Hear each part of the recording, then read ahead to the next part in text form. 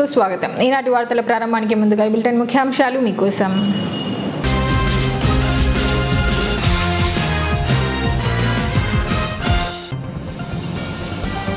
Shantiram college of ఫార్మసీలో ఘనంగా graduation day. Course పూర్తయిన విద్యార్థులకు గోల్డ్ మెడల్ ప్రదానం.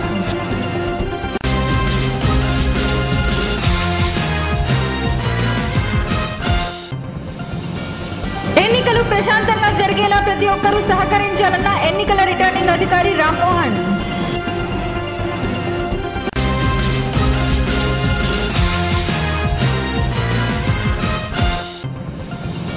రాబో ఎన్నికల దృష్ట్యా 230 మందిని బైండ్ ఓవర్ చేశామన్న తాలూకా సిఐ రవిశంకర్ రెడ్డి.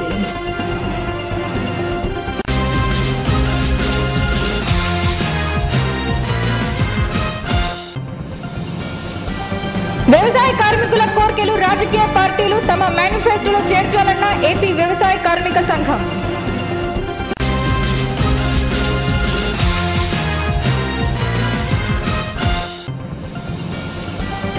ఎన్నికల కోడ్ అమలులో ఉన్నందున పట్టణంలో బ్యానర్లను తొలగిస్తున్నామన్న మున్సిపల్ అధికారులు. దేశీయ అవసరాలకు 44 లక్షల మంది ఫార్మసిస్ట్ అవసరం ఉందని Indian pharmaceutical association president doctor TV Narayana అన్నారు. శాంతిరామ్ ఫార్మసీ కళాశాలలో 2013వ సంవత్సరం ఫార్మా డి కోర్స్ పూర్తి చేసిన 29 మంది విద్యార్థులకు గ్రాడ్యుయేషన్ డే సందర్భంగా గోల్డ్ మెడల్స్ ను, కోర్సు కంప్లీషన్ సర్టిఫికేట్లను ఆయన చేతుల మీదుగా అందజేశారు. ఈ సందర్భంగా ఆయన మాట్లాడుతూ WHO నివేదిక ప్రకారం భారతదేశంలో 17% మందికే వారి రోగాలకు అవసరమైన మందులు అందుతున్నాయన్నారు.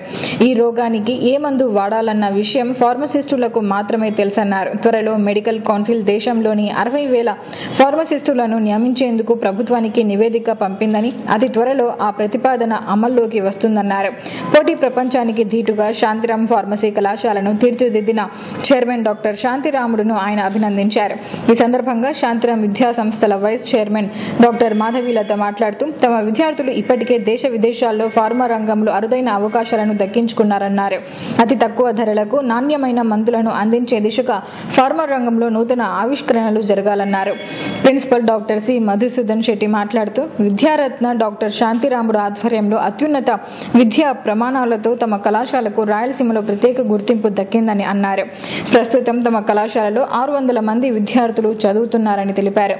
అనంతరం ఐపీఏ అధ్యక్షుడు డాక్టర్ నారాయణను కళాశాల డీన్ డాక్టర్ అశోక్ కుమార్ ఆధ్వర్యంలో శాలువతో సత్కరించి జ్ఞాపికను అందజేశారు. తర్వాత చాలా మందికి కొన్ని వేల డౌట్స్ వాళ్ళ యొక్క మదిలో ఉంటాయి. అయిన తర్వాత మనం చిన్న చిన్న పరిశ్రమలు స్థాపించాలా లేదా ఇంకా వేరే గొప్ప సంస్థలు ఏ విధంగా స్టార్ట్ చేయాలి అనే దానికోసం అనేసి ఇక్కడికి వచ్చినటువంటి ప్రతినిధులు అందరూ కూడా మంచి ఐడియాస్ అనేది ఇవ్వడం జరుగుతుంది. అదేవిధంగా చార్టెడ్ అకౌంటెన్సీ డిపార్ట్మెంట్ నుంచి కూడా కొంతమంది ప్రతినిధులు వచ్చారు. ఎవరైనా సంస్థలు స్థాపించాలి అంటే ప్రతి ఒక్కరికి కూడా కొంత అమౌంట్ అనేది ముఖ్యము.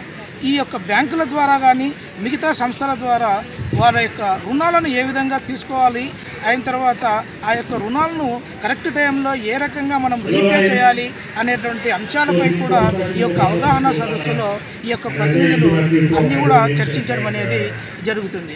కాబట్టి ఇక్కడికి వచ్చినటువంటి తెలంగాణ మరియు ఆంధ్రప్రదేశ్లోని 1500 మంది విద్యార్థులందరికీ కూడా ఆర్జీఎం సంస్థల తరఫున వారందరికీ కూడా స్వాగతం తెలుపుతున్నాం.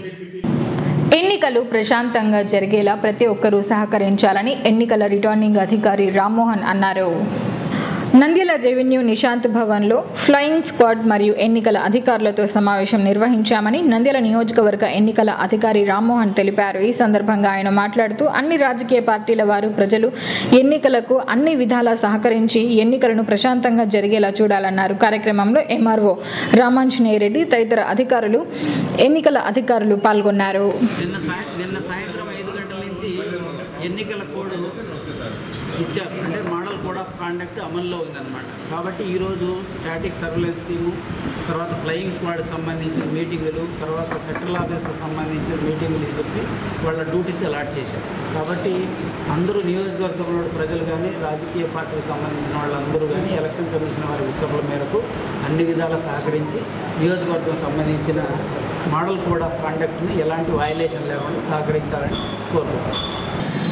రాబో ఎన్నికల దృష్ట్యా నేర చరిత్ర గలవారిని బైండ్ ఓవర్ చేయడం జరిగిందని తాలూకా సీఐ రవిశంకర్ రెడ్డి తెలిపారు. ఈ సందర్భంగా తాలూకా సీఐ మాట్లాడుతూ జిల్లా ఎస్పీ ఉత్తర్వుల మేరకు వాహనాలు తనిఖీ చేస్తుండగా ఆటోనగర్ వద్ద కర్నూలు వైపు నుండి వస్తున్న కారును ఆపి తనిఖీ చేయడంతో 4 లక్షల రూపాయల 45,000 రూపాయలు నగదు దొరికిందని, నగదుకు సంబంధించిన పత్రాలు లేనందున ఇన్కమ్ ట్యాక్స్ అధికారులకు అప్పచెప్పడం జరిగిందన్నారు. నేర చరిత్ర కలిగిన 230 మందిని బైండ్ ఓవర్ చేయడం జరిగిందని సీఐ రవిశంకర్ రెడ్డి తెలిపారు. బైండ్ ఓవర్ చేసే వ్యక్తులు కూడా బ్యాడ్ క్యారెక్టర్, బీసీస్ అంటే బ్యాడ్ క్యారెక్టర్ అంటే నేర చరిత్ర కలిగిన వారు, తర్వాత ఆ గ్రామంలో ఆధిపత్యం చెలాయించే వాళ్ళు, పాత కేసుల్లో బాడీ అఫెన్స్ అంటే దానికి సంబంధించి ఇన్వాల్వ్ అయిన వాళ్ళు, ఇంతకుముందు ఎలక్షన్లప్పుడు బైండ్ ఓవర్ చేసిన మొత్తం అందరినీ కూడా బైండ్ ఓవర్ చేయడం జరుగుతుంది. అందరినీ కూడా చేస్తున్నాము. బైండ్ ఓవర్ చేసిన తర్వాత కూడా వాళ్ళ కదలికలపైన ఎప్పటికీ నిఘా పెట్టి వాళ్ళ కదలికను ఎప్పుడు అబ్జర్వ్ చేస్తూ ఉంటాం. త్వరలో రాబో ఎలక్షన్లకు సంబంధించి గత 1 నెల నుండి బైండ్ ఓవర్లు చేయడము మొదలుపెట్టాము. ఈ విధంగా ఇప్పటివరకు మొత్తం 22 కేసులు కట్టేసి 230 మందిని బైండ్ ఓవర్ చేయడం జరిగింది. ముఖ్యంగా బైండ్ ఓవర్ ఉద్దేశం ఏమంటే రాబోయే ఎలక్షన్లలో ఎవరు కూడా ఎటువంటి నేరాలకు పాల్పడకుండా ఉండేందుకు వాళ్ళ నుంచి మంచి ప్రవర్తన కోరుతూ వాళ్ళ నుంచి ఒక సర్టిఫికేట్ తీసుకోవడం జరుగుతుంది, బాండ్. దాన్ని వాళ్ళందరినీ కూడా ఎంఆర్ఓ గారి దగ్గర ప్రొడ్యూస్ చేయడం జరిగింది. వాళ్ళ దగ్గర నుంచి కూడా ఎంఆర్ఓ గారు బాండ్ తీసుకోవడం జరిగింది. 1 లక్ష రూపాయల వరకు పూచికత్తు. అదేవిధంగా 1 సంవత్సరం పాటు ఎటువంటి నేరం చేసినా కూడా ఆ మొత్తం సొమ్మును రెవెన్యూ వాళ్ళని స్వాధీనం చేసుకోవడం జరుగుతుంది. ఈ విధంగా ఇప్పటి వరకు 220 నుంచి 230 మందిని బైండ్ ఓవర్ చేయడం జరిగింది. వ్యవసాయ కార్మికుల కోరికలను రాజకీయ పార్టీలు తమ మేనిఫెస్టోలో చేర్చాలని ఏపీ వ్యవసాయ కార్మిక సంఘం జిల్లా ప్రధాన కార్యదర్శి నాగేశ్వరరావు డిమాండ్ చేశారు.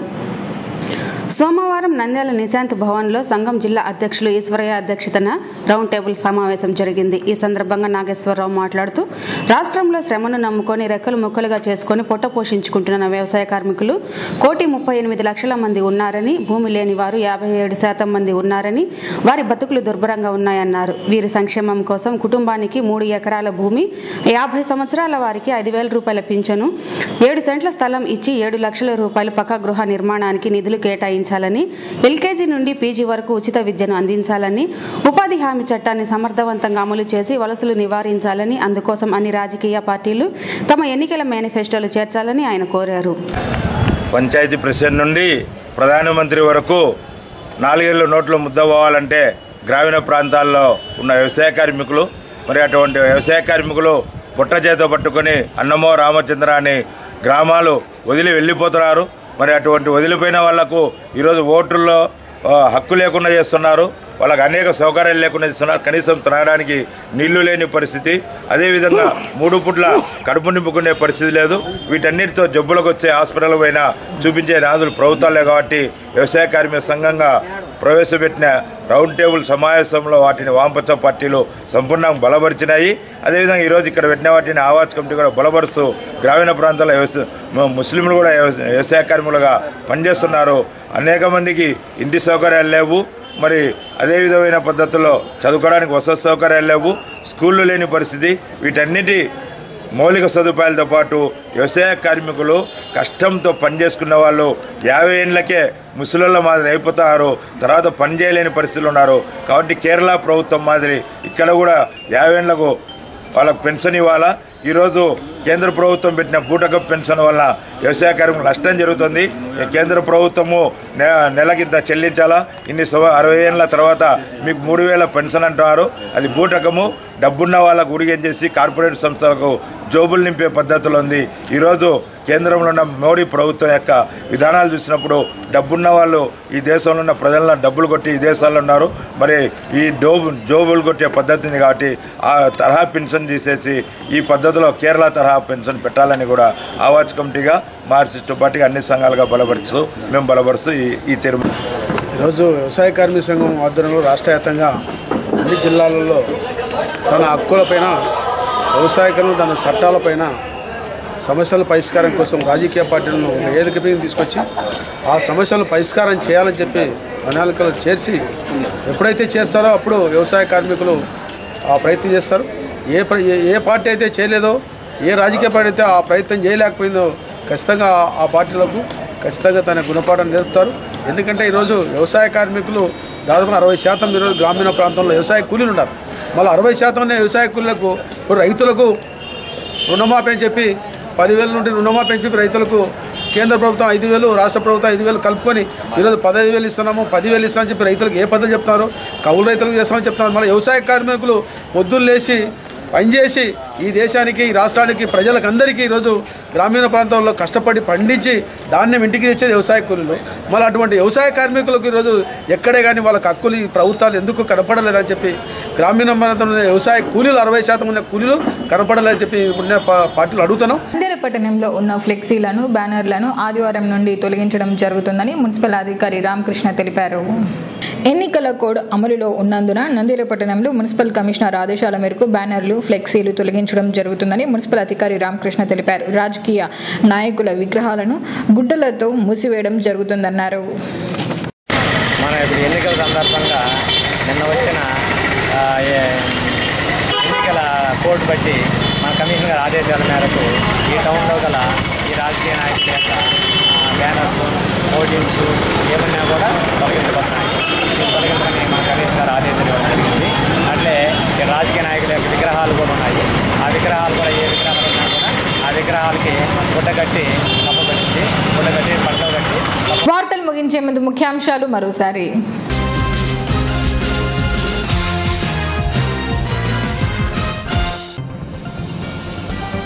శాంతిరామ్ కాలేజ్ ఆఫ్ ఫార్మసీలో ఘనంగా గ్రాడ్యుయేషన్ డే. కోర్సు పూర్తయిన విద్యార్థులకు గోల్డ్ మెడల్ ప్రదానం.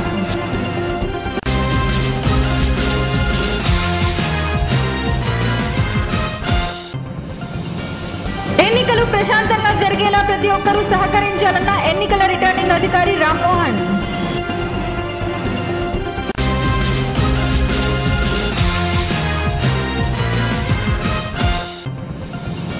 రాబో ఎన్నికల దృష్ట్యా 230 మందిని బైండ్ ఓవర్ చేశామన్న తాలూకా సిఐ రవిశంకర్ రెడ్డి.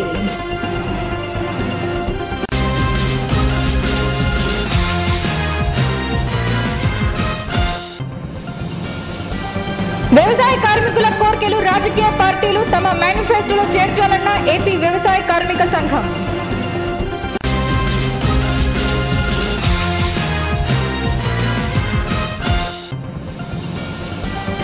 ఎన్నికల కోడ్ అమలులో ఉన్నందున పట్టణంలో బ్యానర్లను తొలగిస్తున్నామన్న మున్సిపల్ అధికారులు.